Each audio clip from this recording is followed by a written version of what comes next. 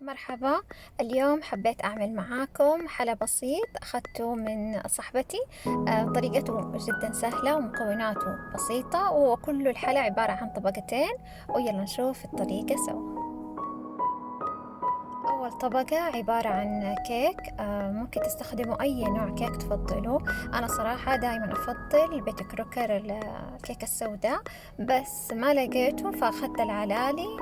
فعملت نفس طريقة الاستعمال من خلف العبوة، اللي هو 3 بيضات وزيت وموية، وسويتها، وهذه هي أول طبقة.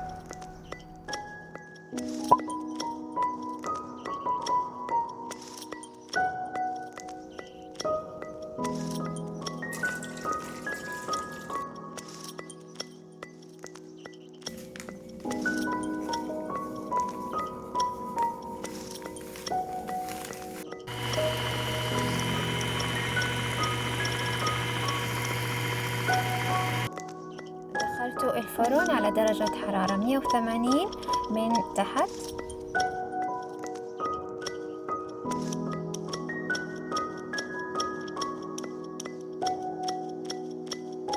بعد ما نزلته من الفرن وهو حار، هرسته بالشوكة.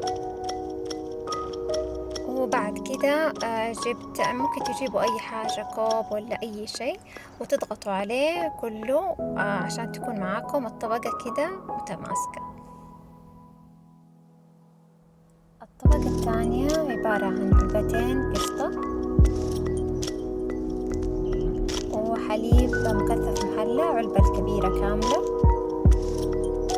وبسكوت أولتر الكبير كسرته كده وحطيته في الخلاط، وظرفين من الدريم ويب، وآخر شيء النوتيلا. طبعا حطوا زي ما تحبوا في النوتيلا، كل ما زودتوا كل ما ادت لكم كده طعم مرة لذيذ.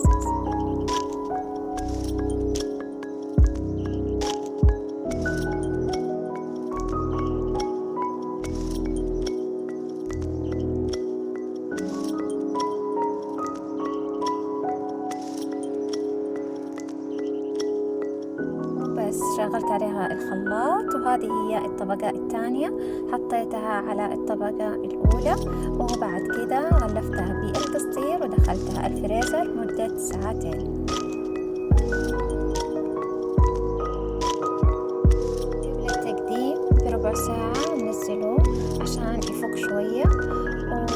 وبس هذا الحلا السهل، حلا البسكوت مع النوتيلا، حلا مرة بسيط ولذيذ، أتمنى تجربوه وبالعافية. لا تنسوا طبعا تعملوا لي شير واشتراك في القناة إذا لسه ما اشتركتوا، واللايك، وأشوفكم في فيديو جديد. مع السلامة.